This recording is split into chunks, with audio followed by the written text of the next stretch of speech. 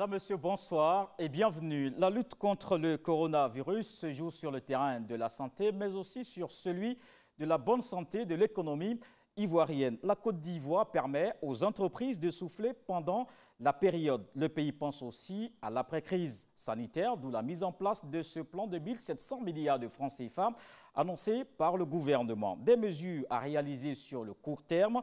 Elles visent à maintenir l'activité économique, à soulager la trésorerie et à préserver l'emploi. Suspension des contrôles fiscaux, report de 3 mois du paiement des taxes forfaitaires pour les petits commerçants et les artisans, réduction de 25% de la patente de transport. Mais comment comprendre concrètement tout cela? Autant de questions qui font l'actualité. Le décryptage de cet ensemble de mesures fiscales pour soutenir les entreprises ivoiriennes, je vous invite à suivre cet élément du Premier ministre sur la question. Suspendre les contrôles fiscaux pour une période de 3 mois. Reporter de 3 mois le paiement des taxes forfaitaires pour les petits commerçants et artisans, notamment les maquis, les restaurants, les boîtes de nuit, les bars, les cinémas et les lieux de spectacle.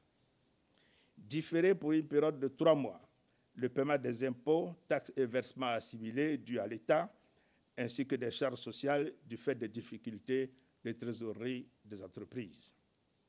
Réduire de 25% la patente de transport. Différer pour une période de 3 mois le paiement de l'impôt sur les revenus de capitaux des entreprises du tourisme et de l'hôtellerie qui éprouvent des difficultés. Exonérer les droits et taxes de porte sur les équipements de santé, matériels et autres intrants sanitaires entrant dans le cadre de la lutte contre le Covid-19. Annuler les pénalités de retard dans le cadre de l'exécution des marchés et commandes publiques avec l'État et ses démembrements durant la période de crise. Rembourser les crédits de TVA sous un délai de 2 semaines grâce à un allègement des contrôles a priori et le renforcement des contrôles a posteriori. Continuer malgré la crise le paiement de la dette intérieure, notamment aux entreprises et sous-secteurs sinistrés du fait de la crise, en privilégiant les factures inférieures à 100 millions de francs CFA pour atteindre le maximum d'entreprises, en particulier les PME et les TPE. Et pour en savoir davantage sur cet éventail de mesures au profit des entreprises ivoiriennes, nous recevons le ministre auprès du Premier ministre chargé du budget et du portefeuille de l'État, M. Moussa Sanogo. Bonsoir, M. le ministre. Bonsoir, M. Koulibaly. C'est un ensemble de mesures pour relancer l'économie après la crise, mais qui fait 5% du PIB. Est-ce que c'est suffisant? Alors, votre question est à la fois simple et difficile. Difficile dans le sens où les besoins humains, vous savez, sont illimités. Donc, dans l'absolu, de la ressource, on en a toujours besoin. Mais une chose est de prévoir effectuer telle dépense, une autre est de pouvoir mobiliser les ressources ou faire face à cette dépense-là. Et d'après les estimations que nous avons faites, d'après nos capacités de mobilisation, d'après l'appréciation des difficultés rencontrées par les entreprises, nous pensons que cette somme-là est suffisante. Aujourd'hui, on parlera spécifiquement des mesures d'accompagnement au niveau fiscalité. Mais est-ce que vous avez associé les entreprises? Oui, oui. Vous savez... Qui vous avez appelé? Vous avez appelé les fêtières, des chefs d'entreprise choisis? Alors, ce sont les fêtières. Vous savez, le secteur privé a son mode de représentation avec des grandes fêtières suivant la nature des entreprises que nous avons reçues.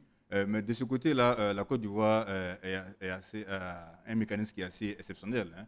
On a un mécanisme de discussion avec le secteur privé qui marche très bien. Et puis, donc, sur toutes les grandes décisions qui peuvent affecter la vie économique, ils sont associés. Donc vous êtes en accord avec le secteur privé sur la question? Tout à fait. Tout à fait. D'accord. Alors il y a cette mesure spécifique pour les entreprises, les petits commerçants, les artisans concernant les impôts et les taxes. C'est une annulation ou un report?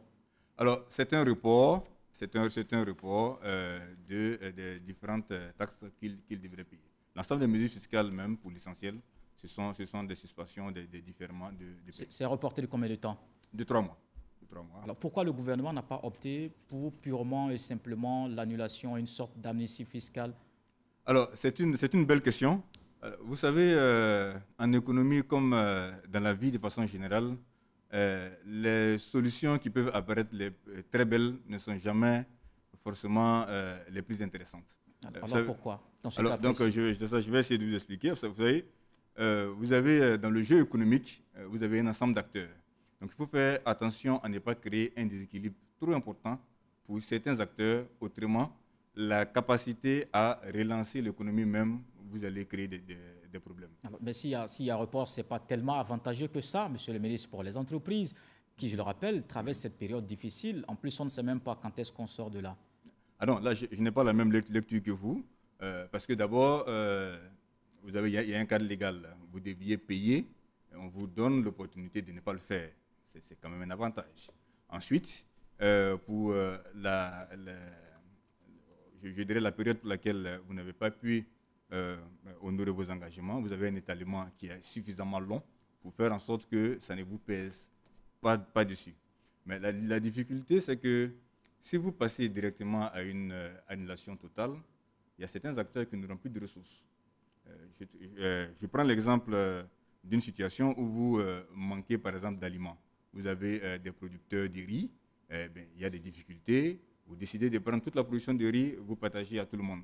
Mais si ces producteurs de riz-là n'ont pas un peu de ressources pour pouvoir reprendre leur activité, demain, ils ne pourront plus alimenter le marché. Donc c'est un peu le même principe. Donc on fait en sorte que d'un côté, ceux sur lesquels les choses pèsent aujourd'hui puissent souffler, mais ceux qui ont besoin d'avoir un peu de ressources pour relancer la machine, il ne faut pas aussi trop les pénaliser. Donc c'est cet avant équilibre-là qu'on essaye d'assurer. Aujourd'hui, on remarque bien que ce sur qui ça pèse véritablement, c'est sûr, le secteur informel, les petits commerçants. On prend le cas, puisque vous avez donné là un exemple, on va prendre un autre exemple, de la jeune dame qui a son salon de coiffure, par exemple à Bobo ou à Yopougon. Oui. En quoi est-ce que c'est une mesure qui est un avantage pour elle?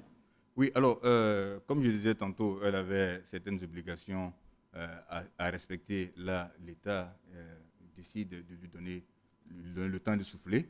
Mais ensuite, l'État a mis en place des fonds de soutien. Des fonds de soutien où elle pourra faire valoir les difficultés qu'elle a traversées et l'État lui apportera un appui pour lui permettre de répartir sans trop de difficultés. Alors, ce fonds de soutien au secteur informel, c'est 100 milliards de francs CFA. C'est bien ça, oui. Donc il y a la question de la répartition. Comment ça va se faire? Qui va bénéficier? Comment précisément? Est-ce que par rapport au secteur informel, on le sait, bon, ce n'est pas très structuré. Oui. Comment ça va se faire cette répartition? Alors, vous savez, les services sont actuellement en train de travailler d'arrache-pied. Je dois d'abord vous indiquer que vous avez un ensemble de conditions préalables à satisfaire. Vous savez, la fiscalité est du domaine de la loi. Donc, c'est la représentation nationale qui donne autorisation au gouvernement de lever de la ressource au nom du peuple de Côte d'Ivoire. Donc, vous devez prendre un certain nombre d'actes juridiques, notamment des ordonnances, un ensemble de tests, qui va organiser la façon dont vous allez vous délester de certaines ressources. Vous voulez dire qu'il y aura une loi qui va passer d'abord à l'Assemblée nationale, passer ensuite au Sénat avant? Non, ce que je veux dire, c'est qu'il va y avoir des tests réglementaires, des ordonnances. Aujourd'hui, les activités de l'Assemblée sont suspendues. Donc, mais les mécanismes constitutionnels permettent à l'État de fonctionner. Et entre autres, le président de la République peut prendre une ordonnance de laquelle va découler des arrêtés. Ensuite, vous devez mettre en place un fonds, donc abonder ce fonds, définir les règles de gouvernance de ce fonds et voir les critères à partir desquels vous apprécierez les difficultés de la personne qui viendra vous soumettre son dossier. En temps normal, ce sont des choses qui prennent beaucoup de temps. Mais en l'espace d'une semaine, on va dire, parce qu'il n'y a pas encore une semaine que le Premier ministre a fait son annonce, nous sommes aujourd'hui en train de finaliser l'ensemble de ces choses. Alors, on va reprendre un autre secteur qui aussi évolue dans le domaine informel, le transport par exemple. Oui. Ce propriétaire de taxi communal à Yopougon, c'est 25% de réduction sur la patente. Oui. Donnons un exemple. Si c'est 100 000 francs, on fait moins 25%. Pourquoi on n'est pas allé, par exemple, jusqu'à 50%? Parce que là, il y a d'autres mesures, par exemple, interdiction d'avoir plus de 4 personnes dans le véhicule. Oui. C'est quand même lourd. Oui, non, écoutez, vous savez, la situation est lourde pour tous les acteurs économiques. Vous savez, vous avez en face un État qui a besoin de faire face à un certain nombre de dépenses, qui a besoin d'aider à prendre en charge un certain nombre de malades, qui a besoin d'aider à accompagner les plus défavorisés de notre société. Donc, vous devez trouver un bon équilibre de sorte que l'État puisse quand même continuer à avoir de la ressource pour appuyer tout ça. Donc, c'est un exercice de solidarité nationale qui est en train de se jouer. Alors, pourquoi 50% et pas 25%, et pourquoi pas 12,5%, ainsi de suite. Alors aujourd'hui, le pari, c'est de faire en sorte que nous puissions contenir les effets de cette crise-là sur un trimestre. Donc à partir de là, ça fait sens que nous puissions passer l'éponge pour 25% de la ressource des paiements que devaient effectuer les Ivoiriens qui évoluent dans le secteur du transport. Alors, donc tous ceux qui sont dans le secteur informel sont concernés par le fonds spécifique de 100 milliards de francs CFA, oui, qui n'est pas encore disponible. Non, le fonds, en fait, je veux dire que les mécanismes de gouvernance sont en cours de finalisation. En fait, c'est une question de jour. Hein. Je veux dire, c'est d'ici demain. Ces choses-là seront établies. Alors, mais les ressources, elles, vous les prenez à partir de plusieurs sources. Vous avez la solidarité internationale qui va jouer. Vous avez les fonds que vous avez levés sur les marchés internationaux, sur les marchés financiers régionaux, ainsi de suite. Ce sont des capitaux qui sont là, des capitaux disponibles. Tout à fait. Donc, à partir de là, donc, vous définissez des règles pour que les uns et les autres puissent bénéficier donc de la ressource. Vous savez, c'est une situation difficile. Monsieur tout le monde peut arriver et dire écoutez, moi j'ai une situation compliquée aujourd'hui, il faut qu'on m'accorde tel appui. Mais on est bien Est-ce que vous avez déjà défini les critères pour chaque secteur? Oui, mais permettez que ce soit d'abord au premier destinataire de ces tests-là que nous puissions les faire parvenir. Mais ce sont des critères classiques hein, d'appréciation de la situation financière d'une entreprise, petite ou grande, donc qui permettent effectivement de confirmer qu'elle est durement affectée par la crise du coronavirus. Donc celui qui a son transport en commun ou qui a son salon de coiffure doit justifier qu'il a été touché par la crise, c'est ça? Avec quel genre de documents à produire? Alors, tous les acteurs ne sont pas les mêmes. Certains sont plus formalisés que d'autres. Donc, certains ont l'habitude d'avoir une situation financière clairement établie, des situations bancaires qui attestent de leur situation financière. Pour les autres, évidemment, ce sont des acteurs qui ne sont pas suffisamment formalisés. Donc, ce sont d'autres types d'appréciations qui vont rentrer en jeu. Il y a des secteurs où l'activité tourne, mais peut-être au ralenti, mais il y en a d'autres où c'est l'arrêt total. Tout à fait. Les maquis, les bars, les restaurants, est-ce que ceux-là vont bénéficier d'une mesure spécifique, notamment en tenant compte du fonds mis en place? Non, clairement, ce sont ceux-là qui vont être prioritaires. Parce qu'il y a des emplois en jeu. Oui, bien sûr, bien sûr. Ce sont ceux-là clairement qui vont être prioritaires. Vous avez parlé d'emploi, mais ça c'est une très grande préoccupation du gouvernement. Pourquoi est-ce que c'est important que nous puissions préserver les emplois? Parce que ce sont des emplois qui vont permettre aux uns et aux autres d'avoir du revenu et donc d'adresser une demande aux entreprises qui doivent produire. Mais pour le moment, ce que vous avez mis en place, c'est un plan pour soutenir les entreprises et pas les employés. Ah non. Le plan touche divers secteurs. Vous avez tout à l'heure décliné suivant 3 axes. Si on reste dans le cas des maquis et bars et les restaurants, les travailleurs qui ne travaillent plus, qui sont à la maison aujourd'hui. Oui. Alors, ceux-là, ils sont pris en charge au niveau du fonds de soutien au secteur informel. Alors, vous avez ensuite un autre fonds qui est dédié aux entreprises. Les entreprises de grande taille et les entreprises de taille moyenne ou petite. Vous avez également un fonds de soutien humanitaire qui va adresser directement les ménages. Donc, suivant la problématique, il y a un instrument qui est dédié. Alors, il y a la TVA, le crédit TVA qui sera reversé. Oui. On le sait, le délai a été raccourci, c'est 2 semaines. Oui. Le Premier ministre a fait l'annonce la semaine dernière, donc on a 1 semaine déjà écoulée. Est-ce que le délai va tenir? Non, là, je voudrais peut-être apporter une précision. Dans l'annonce du Premier ministre, quand il parlait de 2 semaines, ce sont les délais de traitement par l'administration d'une demande de remboursement de TVA. Habituellement, ça prend 2 mois. Ça prend 2 mois. Et de façon exceptionnelle, ça peut prendre 2 semaines. Du fait de la crise, tous les dossiers vont être traités en 2 semaines. Mais il faut peut-être comprendre aussi ce mécanisme-là. Dans un système de production, vous acquérez des biens qui vont être transformés avec un produit final. Sur ce produit final que vous vendez à un client, il y a de la TVA versée. Quand vous acquérez un bien, il y a de la TVA que vous avez payée. Donc, en compensant, va se dégager donc un crédit de TVA que l'administration va vous rembourser. Voilà un peu le principe. Alors justement, tout ceci a certainement un impact sur le budget et ça nous permet d'aborder la deuxième partie de cette émission. Oui. Est-ce que toutes ces mesures qui sont supportées évidemment par l'État, est-ce que vous avez fait une estimation? Ça coûte combien? Oui, en fait, ce n'est pas qu'une estimation, mais même plusieurs estimations. Nous en faisons de façon régulière parce que la crise s'approfondit. Alors, donc, suivant les scénarios, le choc peut être plus fort ou moins important. Alors, vous avez parlé d'impact sur le budget. Alors, je vais faire un peu de pédagogie. Le budget, c'est la prévision des dépenses de l'État. Alors, aujourd'hui, compte tenu du plan de soutien de 1 500 milliards que nous devons mettre en place, compte tenu du soutien que nous devons apporter à divers acteurs économiques, naturellement, le niveau des dépenses de l'État va augmenter. Mais comment est-ce que l'État finance ce budget? Vous avez plusieurs sources. Du fait de la crise, nos recettes fiscales vont être affectées. Vous savez, donc, oui, l'État, au niveau intérieur, économique va manquer. Voilà. L'État a une autre source de financement qui va être le marché financier régional, à partir duquel il va pouvoir livrer la ressource. De ce côté-là, donc des emprunts. Des emprunts sur le marché financier. De ce côté-là, la BCEAO a déjà fait part de sa disponibilité à accompagner le mouvement. Et le volume de ressources à mettre sur ces guichets devrait excéder 4 500 milliards de francs CFA. Une bonne partie va prendre le destinataire de la Côte d'Ivoire. Et puis enfin, vous avez l'appui international que nous pouvons recevoir des grandes instances internationales, de la Banque mondiale, ainsi de suite, qui vont nous permettre donc de financer tout ça. Donc, oui. Vous nous dites tout ça pour nous dire que vous aurez les moyens de le financer. Nous aurons les moyens de le financer. Mais ça va coûter combien à l'État? Alors, là, je suis obligé malheureusement de vous dire que ça dépend du scénario.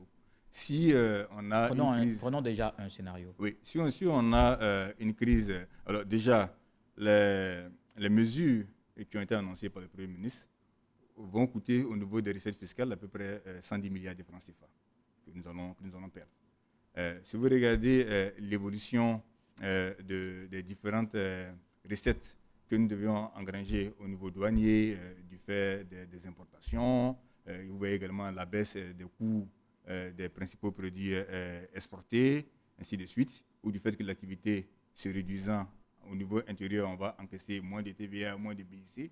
Alors, le choc peut varier entre 250 et 300 et 500 milliards de francs CFA. Mais comme je l'ai dit tantôt, ça dépend du scénario et donc de la durée de la crise. Alors justement, ça veut dire que, est-ce qu'on aura un budget qu'on va revoir, notamment à la baisse, le budget de l'État? Ah oui, non, on va revoir le budget. Dans quelle proportion? Non, je crois que c'est trop tôt à ce stade de pouvoir y répondre. Parce qu'on a déjà le taux de croissance qui chute de moitié. Oui. Alors, le taux de croissance chute de moitié.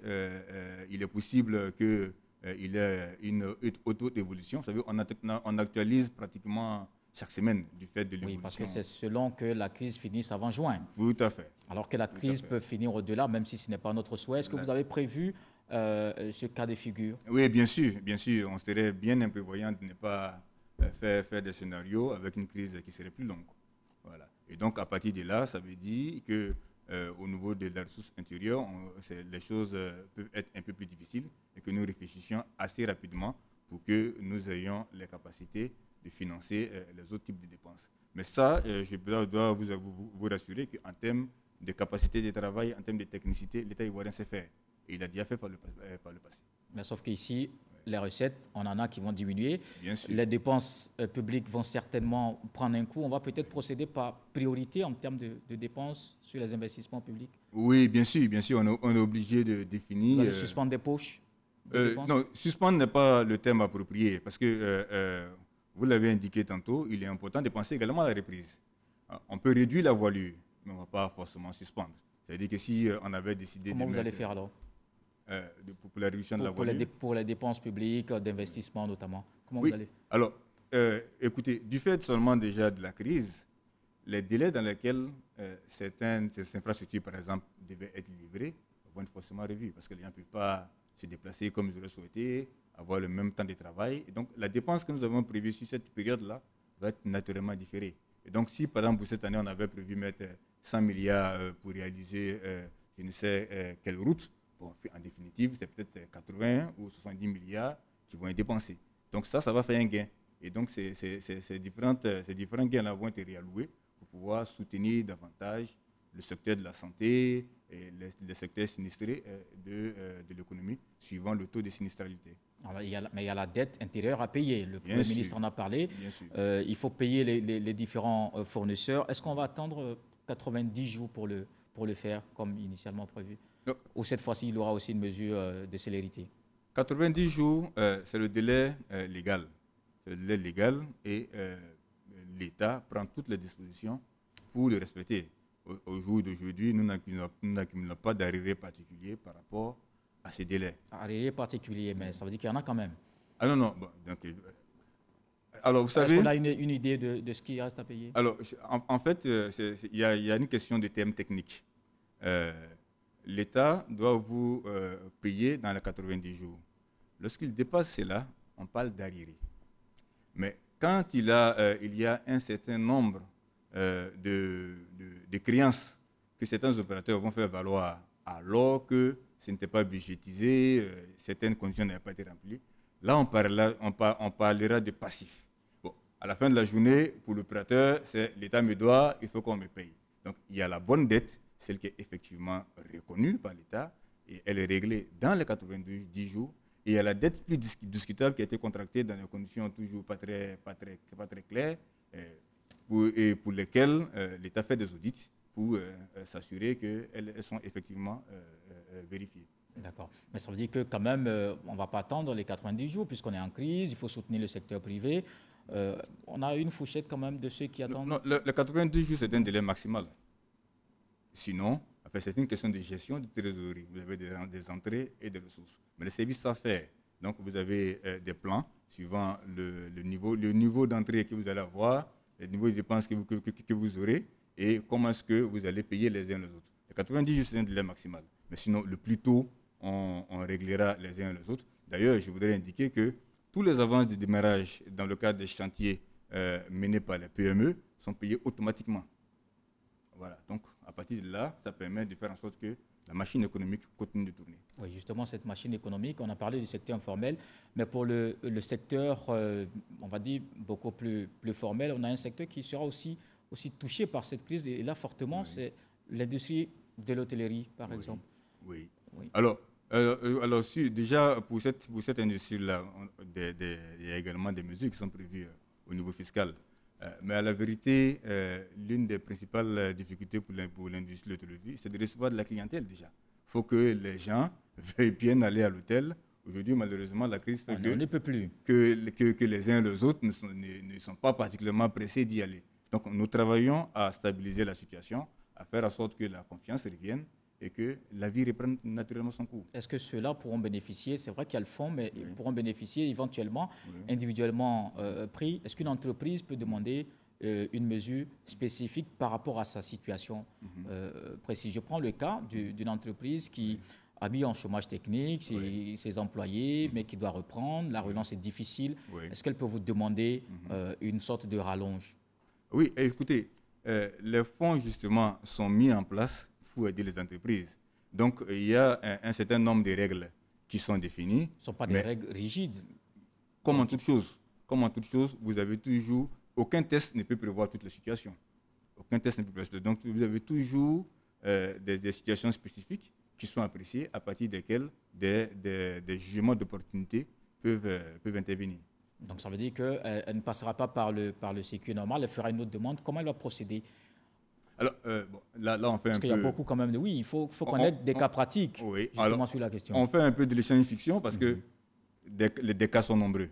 Les cas sont nombreux. Donc, si sa situation n'est pas clairement explicitée dans les tests qui permettent de régler, d'appuyer les diverses entreprises, il appartient donc à l'entreprise de monter un dossier, d'expliquer clairement quelle est la difficulté spécifique dont elle souffre. Et à partir de là, une commission la reçoit, travaille à ce qu'on voit comment on peut l'accompagner suivant un mécanisme approprié. Vous avez parlé de la nécessité de préserver l'emploi. D'ailleurs, ça fait partie du plan social du gouvernement cette année. Quand vous avez parlé avec le secteur privé, est-ce que vous avez insisté sur le fait qu'il faut garder les emplois, il faut sauvegarder les emplois? Nous avons d'autant plus insisté qu'il y a certaines mesures qui sont conditionnées par le fait de préserver l'emploi. Parmi ces mesures, qu'est-ce que le secteur privé vous a demandé? Qu'est-ce que vous êtes prêt à faire pour que on n'ait pas un taux de chômage qui grimpe par rapport à la situation, évidemment? Écoutez, on a un secteur privé avec lequel nous avons un dialogue très fructueux. Le secteur privé sait quelles sont les difficultés que nous traversons tous en tant qu'Ivoiriens, l'État y compris. Et à partir de là, il a surtout souhaité que des mesures soient prises pour faciliter la suite de ces opérations. Par exemple, vous prenez les différentes importations. Au niveau des opérations douanières, du contrôle, des allègements ont été prévus, des façons de faire différentes, des dématérialisations des dossiers ont été prévues, qui permettent donc à une entreprise aujourd'hui d'aller plus vite et d'avoir moins de coûts à supporter. Alors, est-ce que, Monsieur le ministre, et là c'est la troisième et dernière partie, est-ce que toutes ces mesures, selon vous, permettent de relancer véritablement l'activité économique? Écoutez, si je vous répondrais non, je crois que je devrais aller faire autre chose, mais je vais vous rassurer, la manière dont nous avons réfléchi à la question, l'ensemble de ces mesures nous permettront de relancer notre économie. Mais évidemment, il y a un certain nombre de choses qui sont liées aux Ivoiriens eux-mêmes. Et ça, le président de la République l'a indiqué, c'est notre discipline. C'est la discipline que nous allons observer qui va faire que cette crise va se raccourcir, va finir plus tôt. Et à partir de là, ça permettra à tout le monde de reprendre naturellement ce que nous savions faire. Et si l'activité, et si la crise, par malheur, se prolonge, vous avez prévu un autre mécanisme par rapport à ça? Ah oui, bien sûr qu'on a prévu divers autres mécanismes. Ça veut dire que... D'autres soutiens aux entreprises? D'autres soutiens, bien sûr. D'autres moyens financiers? D'autres soutiens, bien sûr. Alors l'État travaille à faire des réallocations de ressources. C'est-à-dire qu'à diminuer telle dépense pour pouvoir l'affecter à tel domaine. Alors, si la crise devait, par exemple, s'accroître, les domaines les plus importants liés à la vie elle-même se sont encore plus soutenus que ce qui avait été fait par le passé. Mais on aura quand même une chute de la richesse, de la croissance. Ça va être difficile aussi pour l'État, évidemment. C'est clair à cette allure. C'est clair qu'aujourd'hui, être gouvernant dans un pays, ce n'est pas quelque chose d'aisé. Parce que, oui, les ressources de l'État s'amenuisent et les dépenses également s'accroissent parce que tout le monde a besoin de quelque chose. Mais c'est là aussi que l'ingéniosité des dirigeants s'exprime. Et c'est ce que nous faisons pour faire face aux difficultés qui sont les nôtres. À quand est-ce qu'on estime une bonne relance, un bon niveau de la croissance de notre économie? Est-ce qu'on retrouvera à partir de juin, par exemple, les 7% et voire plus? Alors, ça va être difficile parce que nous avons déjà perdu une partie de l'année. Donc, si on apprécie le rythme de création de richesse sur l'année, ça va être difficile de faire les performances que nous avons fait par le passé. Mais en 2021, les choses vont repartir naturellement. Pourquoi? Les capacités de production en Côte d'Ivoire n'ont pas diminué. Les personnes pour travailler sont disponibles. La demande qui est exprimée par les ménages, elle va repartir tout de suite dès qu'on sera à nouveau capable de distribuer suffisamment d'argent. Et donc, là-dessus, on n'a vraiment pas de crainte à ce que ça reparte vite et fort, surtout.